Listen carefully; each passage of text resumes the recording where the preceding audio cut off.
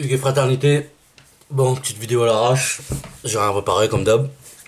Bon, ça fait longtemps que j'ai pas fait de vidéo, un peu plus d'un mois. Et plus j'attends, plus c'est dur pour en refaire. Et ouais, j'ai pas fait de vidéo parce que ça fait un peu un mois et demi que je suis au milieu de la nature, sans eau, sans électricité. J'ai besoin d'un peu de temps pour faire le point. Pour faire le point sur cette dernière année et pour réfléchir à une question qui me taraude à chaque fois que je viens à La Réunion. C'est est-ce que je reste ici ou je repars en France? J'avais décidé de repartir définitivement en France il n'y a pas longtemps, mais ça m'a tracassé un peu le crâne, vu que je suis quand même pas mal attaché à mon île. Du coup, voilà. Sur cette question, j'ai pas tranché encore. On verra bien.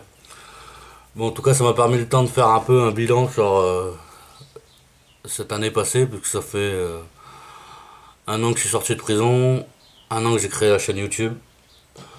Du coup, j'avais besoin d'un peu de temps pour faire un peu le bilan. Je veux faire une vidéo sur la prison, mais ce sera pour plus tard, sur les effets de la prison.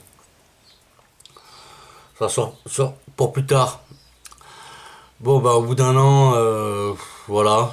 Cette année, le fait d'avoir décroché du bise, ça m'a permis de faire quelques trucs, deux trucs il y avait longtemps que j'avais envie de faire. M'engager politiquement pour quelque chose que je trouve qui valait la peine. Ça s'est fait, check, la campagne de François Ruffin. Ça m'a permis de voir l'envers du décor des campagnes politiques. Ça, c'était cool. Ça m'a permis de faire mon spectacle, de faire un spectacle à la main d'or. Ça aussi, c'était grave cool. Voilà. Ça, c'est check. Bon, après, je me suis un peu fait chier pendant 6 mois à trouver qu'est-ce que je voulais faire. Bon, j'avance. Qu'est-ce que je voulais faire? Je sais pas. Comment je veux le faire? Ouais. Genre, en tout cas, cette année, ça m'est arrivé. Ça m'a permis d'arriver à la conclusion pour cette histoire de fraternité. Que ouais, c'était un peu mon objectif. Surtout, j'ai envie de vivre le communisme. Pour de vrai, pas attendre qu'il y ait un État qui soit créé. Euh, Créer un mouvement communiste où les gens, créer, ouais, comme je disais, créer un équipage ou une équipe, qu'on partage nos ressources et nos idéaux et la direction vers laquelle on va avancer. Voilà, on va essayer, je sais pas encore comment, je vais essayer de mettre ça en place cette année. Mais bon, si je retourne en France, c'est l'objectif. Voilà.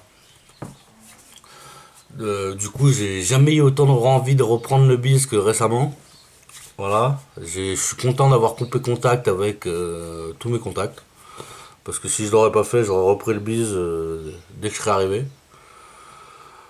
Là, en l'occurrence, c'est plus compliqué parce que j'ai plus de clients, j'ai plus de fournisseurs, j'ai plus rien. Du coup, même si je veux le reprendre, c'est compliqué. Mais bon, voilà. Parce que si je veux reprendre le biz, c'est pas spécialement pour l'argent, aussi un peu. Parce qu'au final, quand je faisais du biz, j'avais des sous et un objectif. Et la plupart du temps, un équipage. Même si c'était qu'une personne ou deux. Il y avait des gens avec qui j'ai mis mes ressources en commun pour avancer. Derrière moi, c'était Dame. Euh, mais voilà. Si je- c'est un des seuls moyens que j'ai trouvé de vivre un peu le communisme. D'avoir un équipage. De monter une équipe, comme dirait la cité. Mais bon, je vais essayer de trouver une solution autre. Voilà. C'était aussi un peu pour ça que je voulais montrer à Notre-Dame-des-Landes, pour voir un peu comment ils vivaient leur collectivité là-haut.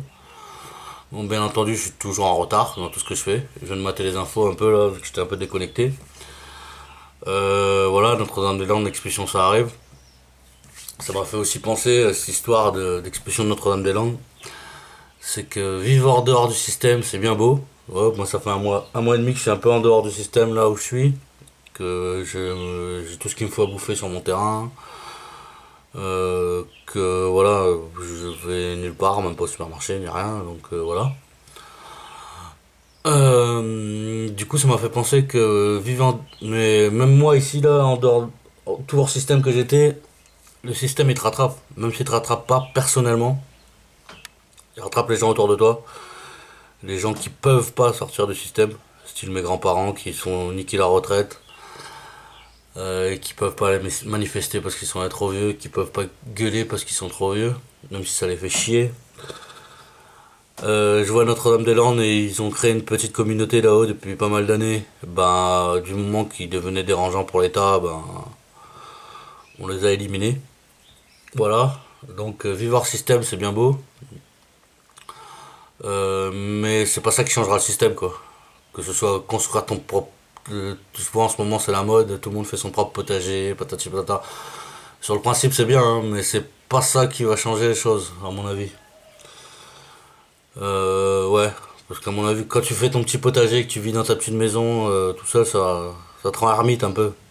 Tu te renfermes un peu sur toi-même, t'en as un peu, comme disait Ernesto dans son live des bois, c'est un sentiment que j'ai ressenti aussi ici, là. T'en as un peu plus rien à foutre, en fait. Voilà. Tu es très lointain de tout le bordel. Voilà, quand tu vis en autarcie, euh, t'es très loin, même si tu continues à y aller de temps en temps. Moi, je continue à aller voir ma famille de temps en temps. Mais tous les problèmes de la société te semblent très lointains. Et tu te sens pas très. T'as pas très envie d'y rentrer dedans. Bon, dans 3 jours, ils vont tous me ressauter à la gueule, tous les problèmes. On verra bien. En tout cas, un mois et demi, loin de tout. Ça m'a fait du bien, ça m'a permis de me reposer. Et ça fait longtemps que j'étais pas aussi tranquille de mes journées. Apaisé et calme. Pas heureux, mais apaisé et calme, parce que je pense que pour être heureux, le seul moyen, c'est que je me trouve un équipage. Que je me trouve des gens qui veulent avancer dans la même direction. Voilà. Bon, je vais finir sur. J'étais déconnecté de la réalité, enfin de la réalité, des actualités plutôt, pendant un mois et demi.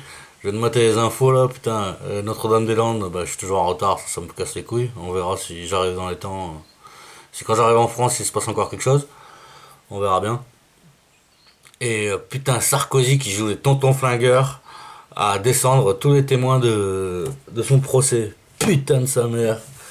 J'en ai parlé autour de moi un peu, bah, tout le monde me dit bah c'est normal, hein, on est dirigé par des mafieux, c'est normal.